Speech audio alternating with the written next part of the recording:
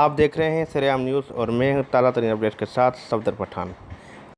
पैदाइश में मुनासिब वक्फा पैदा करें, माँ और बच्चे की सेहत बचाएं। कम बच्चे और बहुत प्यार, जैसे कि आज कम बच्चे राजकोट के नवा इलाकों में भी पेश है कंबर की तरफ से छजड़ा, बहराम, शदादकोट, बम्बो खान चांडो, टॉप जोसोल, काजी खान खावर, अजीब भुट्टो, खैरपुर जूसोर, नसीराबाद, लालो रायन, थोड़ी बुखार और दूसरी सरकारी अस्पतालों में 3 रोज़ा कैंप का इफ्ताह किया गया, जो कैंप 28, 29 और 30 अगस्त तक जारी रहेगी, जिसमें free family planning medical checkup किया जाएगा, जिसके दौरान 1000 रुपये वाला छल्ला मुफ्त लगा दिया जाएगा। कैंप का इफ्ताह करते हुए सरेआम न्यूज़ नुमाइंदा ब्यूरो चीफ सैयद आसिफ अली शाह से असद चंद, डॉक्टर मोहम्मद यहिया, LHS